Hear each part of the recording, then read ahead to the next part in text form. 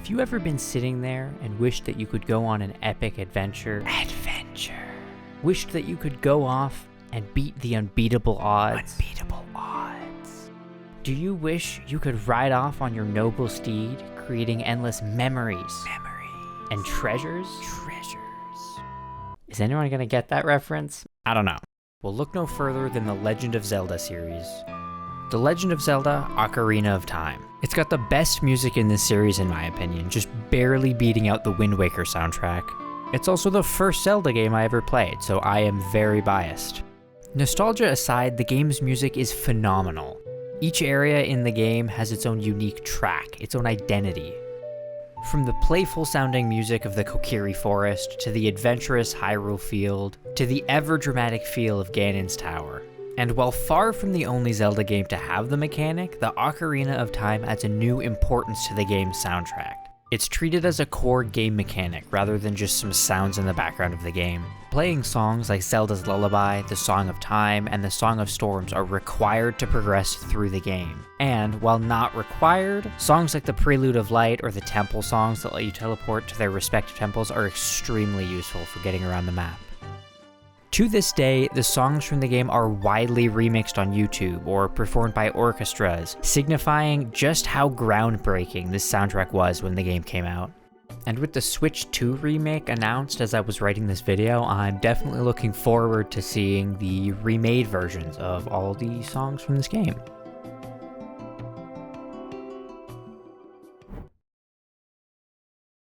I'm not typically a snob when it comes to a game's graphics. I'll play any style of game, from the simplest sprite-based pixel art to the beautiful hyper-realistic graphics of something like Resident Evil 9. But for some reason, every once in a while, there'll be a game that I just won't play because I don't like the way it looks. And one of those games, regrettably, was Undertale. I don't even know why, I just decided I didn't like the art style for some reason. It wasn't around until maybe 2021 that I actually got around to playing the game, and oh my god, it's so good. The story is good, the gameplay is fun, the characters are unique, and this may surprise you given its inclusion on the list, but it's got some bangers in the soundtrack. Undertale is another one of those games that I'm sure you've heard the music from, even if you've never played the game. Undertale has a different track for any possible mood. It's got super peaceful music, comedic sounding music, dramatic, unsettling music, higher energy fight music, and more. I don't really have too much more to say about the Undertale soundtrack that hasn't already been said, though I did think the music slowly getting more distorted and unsettling during the genocide route was a really nice touch. I'm not really sure how to end this segment, so I'll just end it off with what ended up being my favorite track from my playthrough of Undertale.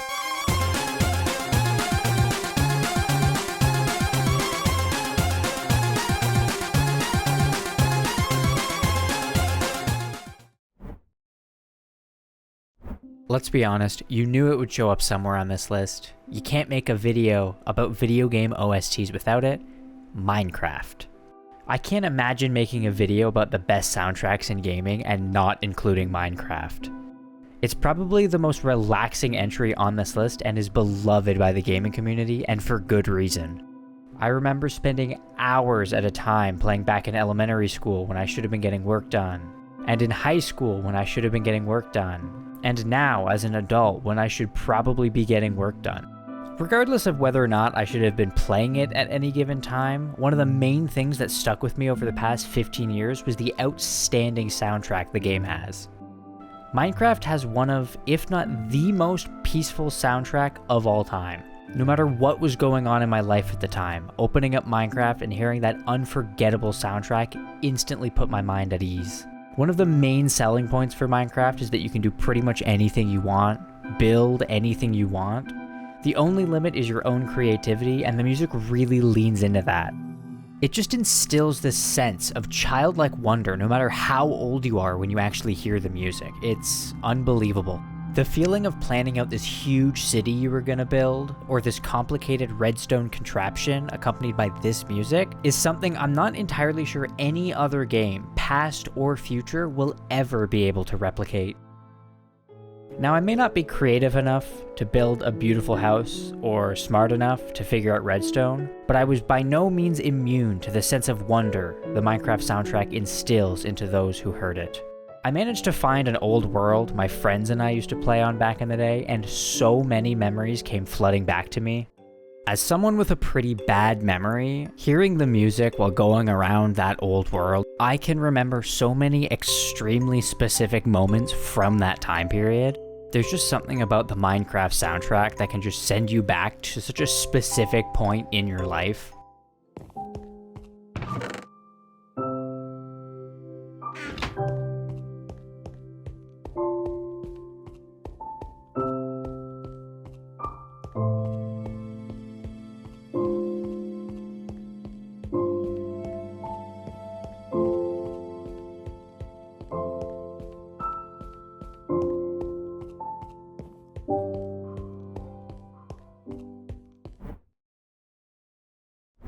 I've always been a pretty big fan of Pokemon. I've watched the anime, collected the cards, and played a lot of the games. And while I haven't really played much of the newer games after X and Y, because they're extremely expensive and don't work properly, I played a ton of the earlier generations, mostly Generation 4 and the Gen 2 remakes. Small side note here, but why are the Japanese logos for the games so much cooler than the English ones? The English ones are so plain. Why didn't they just design them to look like the Japanese ones? It would look so much better.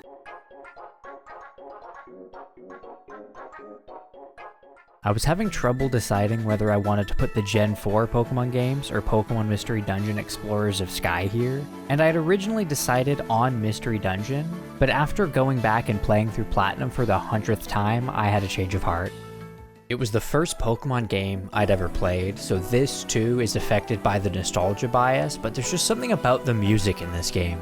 Like many of the other games on this list, it does invoke a sense of adventure, but in a different way than the others do. It's more carefree. In Ocarina of Time, you're aware of the stakes from the very beginning. Fail and the world is doomed. In Pokemon though, the sense of adventure is that of one based solely on exploration and having fun. You don't start the game setting out to save the world. You're just a kid going out to catch Pokemon and explore the world. There's no sense of urgency or imminent doom. You feel like you can just explore the world, try to fill out your Pokedex, get all the gym badges, all at your own pace. And yeah, the stakes do go up once Giratina shows up and the whole alternate dimension, imminent collapse of reality comes into play. But even that doesn't really take up a huge portion of the game. After you beat Giratina and leave the distortion world, there isn't really any music that invokes a sense of dread. Okay, well, maybe one does come to mind.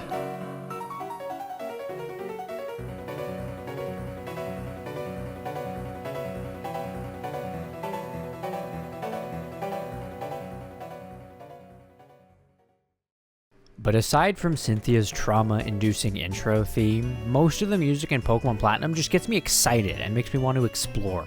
When I was really young, I didn't care too much about progressing in games. I'd just sit in one area and do whatever, but the 4th gen Pokemon games were different.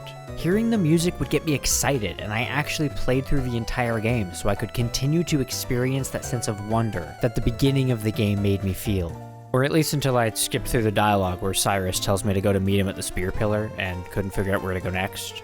So, I mean, I didn't really make it past that part as a kid, because I couldn't figure it out. But not knowing where I was supposed to go next means I spent more time running around trying to figure it out, which means I spent more time listening to the game's music, so I'm going to count that as a win. From what I've seen online, the general consensus is that it's not actually the Gen 4 games that have the best music, but the Gen 5 games, and to that, I have 3 words for you. Platinum Lake Theme.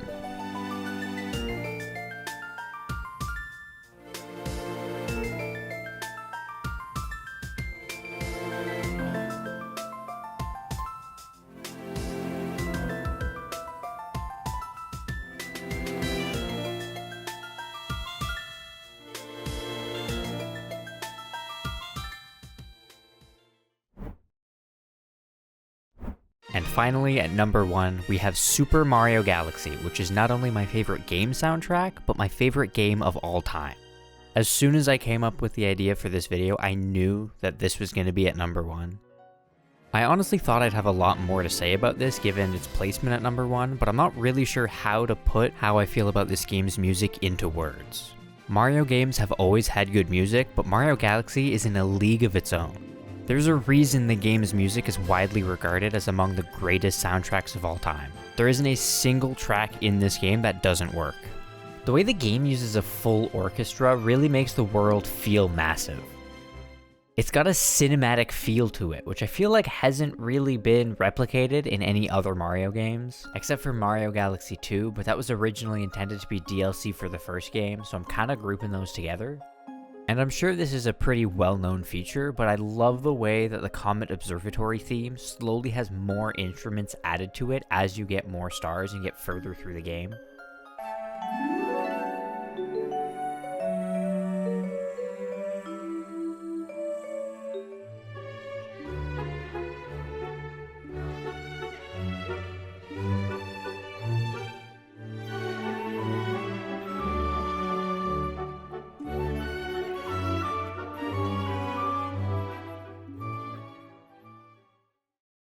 Mario Galaxy has some of the most memorable music of any game I have ever played.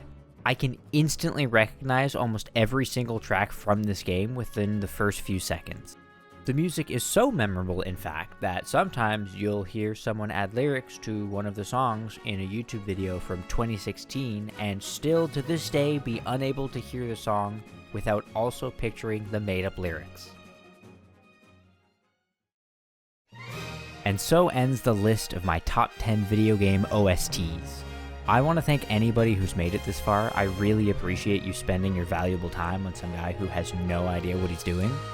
I actually had a lot of fun making this list, and while I know I still have a lot of improvement that I need to work on, namely in the sound department, I'm sorry, my hearing's bad. It's kind of hard to hear when the audio's a mess. I'm actually pretty satisfied with how these turned out, all things considered. There were actually a ton of other games that I wanted to put on this list. There were so many that I kept switching back and forth between. So maybe I'll do another one of these videos sometimes that has ones that didn't make this list. If that's something you maybe wanted to see, let me know in the comments, and I'll probably do it. Was there a game you were hoping would show up on this list and maybe it didn't? Let me know in the comments if you do so, please. I hope to make more content similar to this in the future, so if that's something you're interested in, be sure to hit that subscribe button, drop a like on this video, all that stuff.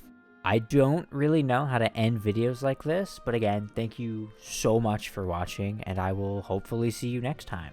Farewell.